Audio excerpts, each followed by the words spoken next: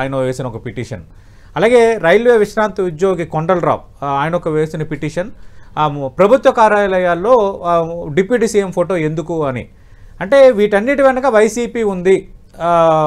Pawan Kalyan stardom తట్టుకోలేక పదే పదే పిటిషన్లు వేస్తోంది, వైసీపీ ప్రొవోక్ చేస్తోంది. ఇది జనసేన చేస్తున్న ప్రధాన ఆరోపణ. ముందుగా సతీష్ గారు మీకు అట్లానే కిరణ్ గారికి టెన్ టీవీ ప్రేక్షకులందరికీ నమస్కారాలు. తెలుగుదేశం ఉందని ఎందుకు అనుకోకూడదు? మీరు మమ్మల్ని క్వశ్చన్ అడిగారు, లేకపోతే వాళ్ళు అన్నారు తెలుగుదేశం ఉందని ఎందుకు అనుకోకూడదు? కలిసి ఉన్నారు కదా తెలుగుదేశం ఉంటే చంద్రబాబు నాయుడు గారి కుట్రలో లేదంటే ఇప్పుడు నారా లోకేష్ కుట్రలో మీకు తెలియనివి కాదు కదా. ఓ చేత్తో పెడుతున్నట్టుగా పెట్టి ఇంకో చేత్తో లాక్కుంటున్నట్టుగా ఇప్పుడు ఎందుకు ప్రభుత్వ కార్యాలయాల్లో ఇప్పుడు ఎవరైతే పవన్ కళ్యాణ్ గారి ఫోటో ఎందుకు పెట్టాలి అని చెప్పి నారా లోకేష్ అడుగుంటాడు. పెడితే నాది కూడా పెట్టండి డిమాండ్ చేసి ఉంటాడు, అందుకని కోర్టుకు వెళ్ళారేమో. అదే మన మీరు ఎందుకు అనుకోకూడదు? అదే ఎవరైతే ఆరోపిస్తున్నారో వాళ్ళు ఎందుకు అనుకోకూడదు? ఎందుకంటే ఇప్పుడు మీరు ప్రభుత్వ యాడ్లు అన్నింటిలో మీరు చూస్తే ఏదైతే హోదా లేకపోయినా కూడా, అంటే హోదా వేయకపోయినా కూడా, ఇప్పుడు నారా లోకేష్ ఫోటో పక్క వేస్తున్నారు, ఓ పక్క పవన్ కళ్యాణ్ ఫోటో వేస్తున్నారు. అసలు వేయకూడదు, రాజ్యాంగ విరుద్ధం. ఎందుకంటే వాళ్ళు మంత్రుల ఫోటోలు అక్కడ వేయడానికి లేదు, సుప్రీంకోర్టు క్లియర్ గైడెన్స్ ఇచ్చింది. ఓన్లీ ముఖ్యమంత్రి ఫోటోనే వేయాలి. ఒకవేళ మంత్రిది వేయాలంటే కింద పేరు వేయాలి, అని తప్పలేదు. లేదంటే ప్రధానమంత్రి లేదంటే ముఖ్యమంత్రి వేల ఫోటోలు వేయాలి. కానీ ఇక్కడ వాళ్ళు విరుద్ధంగా వేస్తున్నారు కదా. మరి ఇక్కడ పెట్టినప్పుడు నారా లోకేష్ నాది కూడా ఎందుకు పెట్టరు ప్రభుత్వ కార్యాలయాన్నింట్లో అంటే, రేపొద్దున ఇంకో మంత్రి బీజేపీ వాళ్ళు నాది కూడా పెట్టాను ఎందుకంటారు. అందుకని తెలుగుదేశం వేయించింది అని ఎందుకు అనుకోకూడదు? రెండో సినిమాలకు సంబంధించి అధికార దుర్వినియోగం చేస్తున్నమాట వాస్తవమే. సో అందుకు ఆయన ఒక ఉప ముఖ్యమంత్రి పదవిలో ఉండి డైరెక్ట్ గా ఆయనకు సంబంధించినటువంటి సినిమాని ముఖ్యమంత్రి ఆయన అడిగి టికెట్ రేట్లు పెంచమన్నాడు. ఎలా దాన్ని అడుగుతాడు? అది మరి ఉప ముఖ్యమంత్రి పదవిని దుర్వినియోగం చేసినట్టే కదా, మంత్రి హోదాని దుర్వినియోగం చేసినట్టే కదా. సాక్షాత్తు వాళ్ళ మంత్రులు అక్కడ కూర్చొని ఏమని సెక్రటరియట్ లో కూర్చొని డైరెక్ట్ గా టికెట్ రేట్లకు సంబంధించి సేల్స్ ఎలా ఉన్నాయి, ఇంకా మీరు పెంచాలి, హరిహర వీరమల్లు ఇప్పటికే ఆల్రెడీ అటర్ప్లాప్ అని చెప్పి వచ్చింది అని చెప్పి వాళ్ళు మాట్లాడుకున్నాయి కదా. టికెట్ల ధర పెంచమని పవన్ కళ్యాణ్ అడిగారా, నిర్మాత ఏఎం రత్నం అడిగారా? డైరెక్ట్ పవన్ కళ్యాణ్ మీకు స్టేట్మెంట్. ఎందుకంటే అడ్వకేట్ జనరల్ దమ్మాలపాటి శ్రీనివాస్ ఈ ఇష్యూ వచ్చేటప్పుడు ఆయన హైకోర్టులో ప్రస్తావించిన అంశం అది. తాజాగా టికెట్ల ధర పెంపులో పవన్ కళ్యాణ్ జోక్యం లేదు అని ఒకటి. రెండోది కేవలం హరిహర వీరమల్లికి టికెట్లు పెంచలేదు కదా, చాలా సినిమాలకి ఇప్పుడు టికెట్ల ధరలు పెంచారు. సార్ టికెట్లు పెంచితే దానికి ఒక ప్రొసీజర్ ప్రకారం పెంచాలి. ఎందుకు దానికి ఒక కమిటీ దానికి ఉంటది, దానికి సంబంధించి నిర్మాతలు వాళ్ళందరూ వచ్చి మంత్రులకు దానికి సంబంధించినటువంటి ఫిల్మ్ ఛాంబర్ ఆనించి రావాలనేది దానికి రూల్. అలాగా డైరెక్ట్ గా నేనే అడిగితే పెంచారని చెప్పి పవన్ కళ్యాణ్ ఇచ్చినటువంటి స్టేట్మెంట్ ఉంది. అది ఈనాడు ఆంధ్రజ్యోతిలో నేను మీకు తీస్తా, ఇది అయిపోయేలోపు. ఇది క్లియర్. అంటే ఈ పిటిషన్ వాళ్ళకి మా ప్రోత్బలం లేదు అంటున్నారు, కానీ ఈ పిటిషన్ ముందు వేసిన పిటిషన్ అంశం కరెక్టే కదని మళ్ళీ మీరే అంటున్నారు.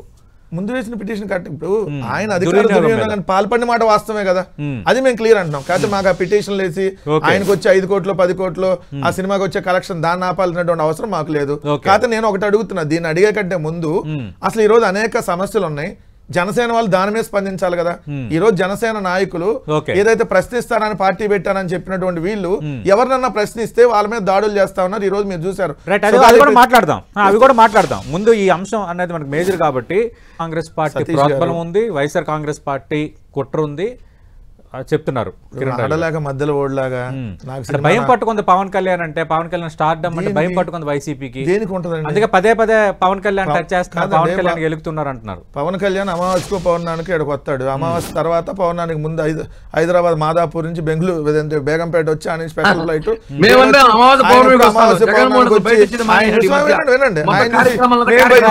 దేనికండి భయపడేది? ఒక నిమిషం వినండి కిరణ్ గారు, బయటకు ఎవరు వస్తున్నారు, బయట ఎవరు ఇవన్నీ కార్యక్రమాలు ఓపెన్ చేసింది ఎక్కడ ఓపెన్ చేశారండి? జనాల్లోనే కదా, బహిరంగ సభల్లోనే ఓపెన్ చేసింది. అవన్నీ మన కళ్ళు కనపట్లేదంటే అప్పుడు కంటి వెలుగు ఉంది, ఇప్పుడు అది కూడా లేదు వాళ్ళు చూపించుకోవడానికి. దాన్ని మనం ఏం చేయలేం. రెండోది, ఆయన ఐఏఎస్ అధికారిగా ఉన్నప్పుడు ఐఏఎస్ అందరూ జగన్మోహన్ రెడ్డి గారిని కలుస్తారు.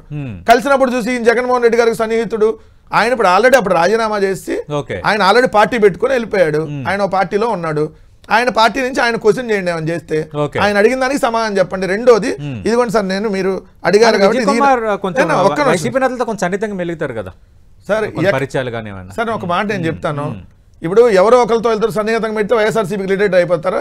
పవన్ కళ్యాణ్ రేవంత్ రెడ్డితో కూడా సన్నిహితంగానే ఉంటాడు. కాంగ్రెస్ పార్టీకి వీళ్ళకి సంబంధం ఉన్నట్టు ఇప్పుడు అర్థం. ఇక్కడ చూడండి సార్, టికెట్ ధర పెంపు దసరాన్ని సీఎం కు నేనే పంపాను. సినిమాటోగ్రఫీ శాఖ మా పార్టీ మంత్రి దగ్గరే ఉన్నందుకు సినిమా ధర పెంపుదరస్తున్నాను ఆయన కాకుండా నేరుగా ముఖ్యమంత్రి వద్దకు నేనే పంపాను, ఆయన నుంచి అనుమతి వచ్చింది. ఇది అధికార దుర్వినియోగమే కదా. Point number 1. మిగిలిన సినిమాలకు పెంచారంటే ప్రొసీజర్ ప్రకారం పెంచొచ్చు, మీరు ఇక్కడ అధికార దుర్వినియోగం చేశారనేది వాస్తవం, దాన్ని ఒప్పుకోండి. ఎలా ఉండాలి ఒక నిమిషం అండి, ఫోటో ఎలా ఉంటది? ఆయన ఒక మంత్రి, ఉప ముఖ్యమంత్రి అనేది రాజ్యాంగబద్ధ పదవి కాదు. సో మంత్రి ఫోటో అక్కడ ఉండాలన్నప్పుడు మంత్రి ఫోటో ఏ హోదాలో ఉంటది? ఉంటే 25 మంది మంత్రుల ఫోటోలు పెట్టండి, పెద్ద లిస్ట్ పెట్టేసి ఏదైతే బయట ఫ్లెక్స్లు పెట్టుకోండి. మాజీ ముఖ్యమంత్రుల ఫోటోలు ఉంటాయి, మాజీ ముఖ్యమంత్రుల ఫోటోలు ఈ రోజు కూడా రామారావు గారు లేదు, ఈ రోజు రామారావు గారి ఫోటో ఉంటుంది, మాజీ ప్రధాని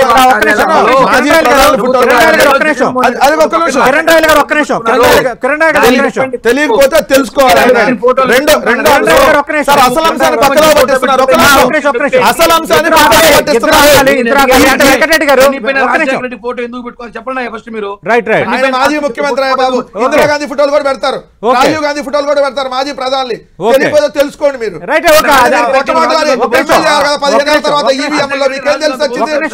ఏదైనా ప్రజాక్షేత్రంలో తిరిగి ఎమ్మెల్యే తెలిసింది, పట్టదారులో 3 పార్టీలు కలిసి ఈవీఎంలు మేనేజ్ చేస్తే ఒకేసారి ఎమ్మెల్యే ఉప ముఖ్యమంత్రి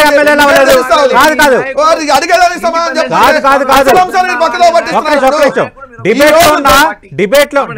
డిబేట్ లో ఉన్న మీ ఇద్దరు ఎమ్మెల్యేలు కావాల్సిన వాళ్ళు మీరు ఇద్దరు అవ్వలేదు, అయినప్పుడు మాట్లాడుకుందరు కానీ ఎమ్మెల్యేలని. అయితే ఇక్కడ వెంకటరెడ్డి గారు ఒకటే, సరే మీరు ఫోటోకి సంబంధించి అభ్యంతరం వ్యక్తం చేస్తున్నారు, దీని మీద కొండలరావు అనే రిటైర్డ్ ఎంప్లాయీ వెళ్ళినప్పుడు హైకోర్టు చాలా తీవ్ర వ్యాఖ్యలు చేసింది.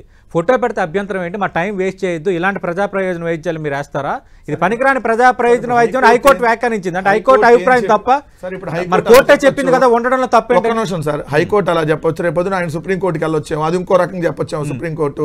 సో ఇది అంశం కాదంటున్నా, ఈ రోజు మాకు సంబంధించినటువంటి అంశం ఈ రోజు రాష్ట్రంలో జరుగుతున్నటువంటి దాడులు. సుగాలి ప్రీతి గారికి న్యాయం చేస్తా అని మీరు అధికారంలోకి వచ్చారు, వాళ్ళ తల్లిని 5 సంవత్సరాల పాటు రాజకీయంగా రోడ్డు మీద తిప్పారు. ఆమె ప్రశ్నిస్తే మీ గాది వెంకటేశ్వరరావు అనేటటువంటి మీ జిల్లా అధ్యక్షుడు నువ్వు కానీ ఎంతటితో దీన్ని కానీ ఆపకపోతే నీ అంత చూస్తావు అంటున్నాడు. రెండోది, ఆ సుగాలి ప్రీతికి ఎందుకు న్యాయం చేయరు, 30,000 మంది మహిళలు మిస్ అయ్యారని చెప్పి ఎందుకు మాట్లాడుతున్నావు అంటే, మీ జనసేన నాయకుడు ఈ రోజు కృష్ణా జిల్లా ఏదైతే మచిలీపట్నానికి సంబంధించి మీ జనసేన నాయకుడిగా ఉన్నటువంటి ఎవరు అతను, మీ జనసేన నాయకుడు కొరియర్ శ్రీను, ఇతను ఒక ఆర్ఎంపీ డాక్టర్ మీద ఈ రోజు దాడి చేశాడు. ఆర్ఎంపీ డాక్టర్ కొట్టారు, కొట్టి పోలీస్ స్టేషన్ కి మీరే తీసుకొని వెళ్ళి తప్పు మాట్లాడానని ఆర్ఎంపీ డాక్టర్ వివరణ ఇచ్చారు. నేను పవన్ కళ్యాణ్ కాదండి 50 మంది వచ్చారు ఇళ్ళ మీద ఆర్ఎంపీ డాక్టర్ వివరణ ఇచ్చాడు. సార్ ఆర్ఎంపీ డాక్టర్ అంటే మీరు కొడతారా, మీకు మీరు తప్పు మాట్లాడితే కేసు పెట్టాలి, అది రైట్ మీకు ఇచ్చారా? అంటే రౌడీ లాగా మీరు ఇక్కడ వ్యవహరిస్తా, మీరు మనుషులాగా వ్యవహరిస్తున్నారా? మీరు ప్రశ్నిస్తా అని పార్టీ పెట్టి ఎవరైనా మీకు ప్రశ్నిస్తే వాడి మీద దాడి చేస్తాం లేదా వాడిని చంపేస్తాం, వాడి మీద మీరు యాక్షన్ తీసుకుంటామని మాట్లాడుతాం. నిన్నగా కైకలూరులో కూడా ఇదే దళితుల మీద మీ జనసేన నాయకులు కొల్లి బాబ్జీ చేసినటువంటి దాడి, అంతకుముందు పంతం నానాజీ దళిత డాక్టర్ మీద చేసినటువంటి దాడి, ఇలా చెప్పుకుంటా పోతే మీరు చేస్తున్నటువంటి మీ నాయకుడు మాట్లాడుతున్నటువంటి మాటలు చెప్పండి. దేనికి అధికారం? ఏమన్నారు? భోషిడికి అన్నారా? ఒక్క నిమిషం ఏమన్నారు చెప్పండి. వెంకటరెడ్డి గారు మాట్లాడండి,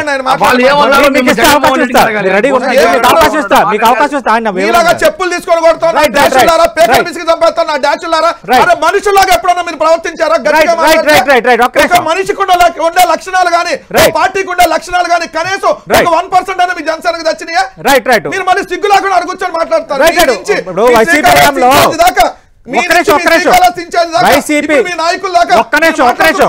వైసీపీ హయాంలో మరి మంత్రులు కూడా నోరు పారేసుకున్నారు కదా, మీ ఓటమికి అది కూడా కారణమైంది కదా, అది కూడా కారణమైంది కదా. కాదు, కొడాల నానితో పాటు చాలా మంది నేతలు మాట్లాడింది కూడా పార్టీ ఓటమికి కారణమైంది కదా.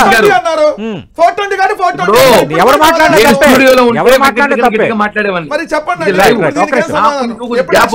కనెక్టివిటీ రైట్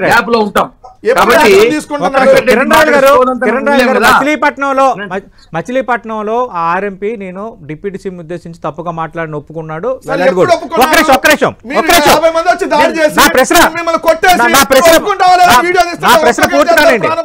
నా ప్రశ్న పూర్తి కానండి. 5వ తారీఖు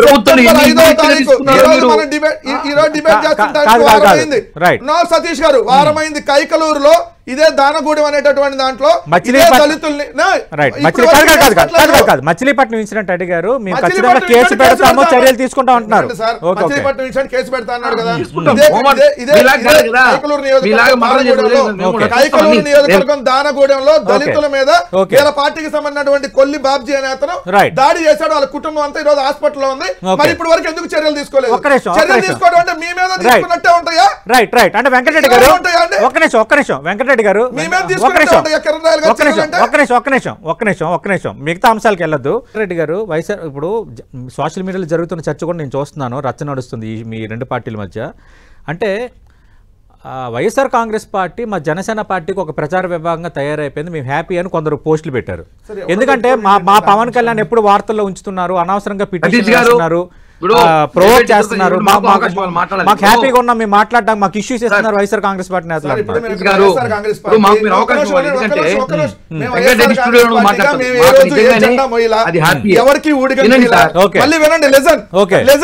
వైఎస్ఆర్ కాంగ్రెస్ పార్టీ కార్యకర్త కొడితే కొట్టించుకునే వాళ్ళు కాదు, మీరంటే తెలుగుదేశం వాళ్ళు కుక్కలు కొట్టినట్టు కొట్టినా కొట్టించుకుంటారు, వాళ్ళ చెండాలు మీరు మోస్తారు, వాళ్ళ బానిసలాగా కలిసి ఉన్నారు, పడతారు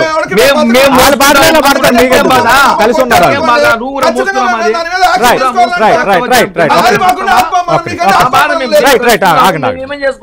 కిరణ్ రాయల్ గారు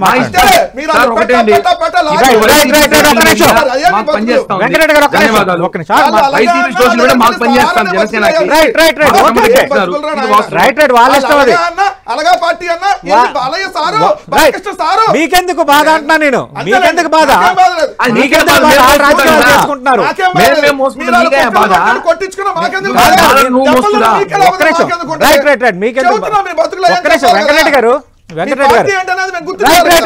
నేను అదే అంటున్నా, మీకెందుకు ఆ పార్టీపై సానుభూతి, ఆ పార్టీ సానుభూతి. 2019లో పవన్ కళ్యాణ్ ఇండివిజువల్ వెళ్ళారు, ఇప్పుడు పొత్తు కుదుర్చుకున్నారు. అంతకుముందు బీజేపీ చంద్రబాబు ఉన్నారు.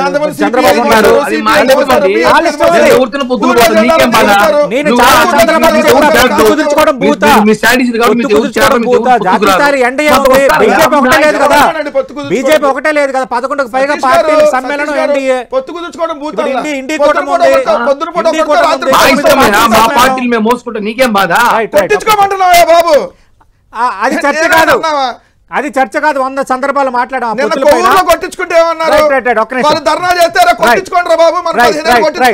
ఒక్క నిమిషం వెంకటరెడ్డి గారు, కిరణ్ రాయల్ గారు ఒక్క నిమిషం జనసేన పార్టీ అలాంటి పదప్రయోగాలు మీ తల్లిని తింటే పవన్ కళ్యాణ్ గారు తల్లిని తింటే అది వదిలేండి. ఇప్పుడు నేను అదే అన్నా వైసీపీ జనసేన సోషల్ మీడియాలో జరుగుతుంది ఇదే, ఇప్పుడు మీరు మాట్లాడుతుంది వాళ్ళు మాట్లాడుతుంది, అది కాదు అది కాదు. మీరు పిటిషన్లు వేశారు, ఇష్యూ ఎందుకు అది డిబేట్ టీవీలో, అది డిబేట్ సోషల్ మీడియాలో అయితే ఇదే రచ్చ నడుస్తుంది.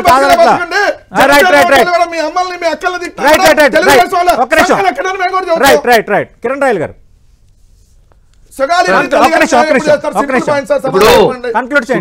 గురించి డిబేట్ పెట్టలా, మనం డిబేట్ పెట్టింది ఎందుకు, ఈ కోర్టులు ఈ పోలీస్ స్టేషన్ నువ్వు డైవర్ట్ చేసి సుగాలిప్రీతి తీసుకెళ్తే, నేను కూడా మీ 5 ఏళ్ల పరిపాలన చేసి నా గురించి నేను కూడా డైవర్ట్ తీసుకెళ్తే కంటిన్యూ చేయాలి. వినయ్యా కాబట్టి సుగాలిప్రీతి ఇష్యూ ఇచ్చిన మాట ప్రకారము సిబిఐకి అప్పగిచ్చాం, సిబిఐ చూసుకుంటుంది. సిబిఐ పరిధిలో ఉన్నప్పుడు నోటు కూర్చుంటూ మాట్లాడితే తంతారు. ఏం చేస్తారు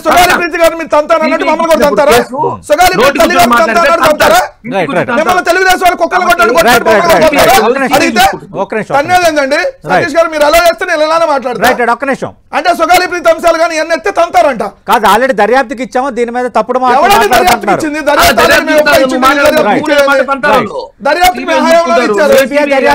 కాదు కాదు సిబిఐ దర్యాప్తు ఎప్పుడో ఇచ్చారు, ఏడున్నావు నువ్వు? కాదు అంటే ఇక్కడ 2 రకాలుగా చూడాలి. అంటే సిబిఐ దర్యాప్తు ఆల్రెడీ జరుగుతుంది కదా, దానిపైన మాకు ఏం సంబంధం ఉంటుందని అడుగుతున్నారు కిరణ్ రాయల్ గారు. జగన్మోహన్ రెడ్డి గారి కేసులు సిబిఐ దర్యాప్తు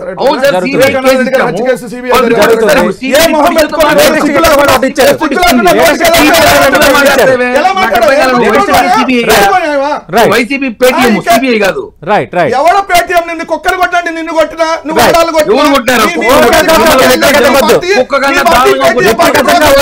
నువ్వు సీట్ని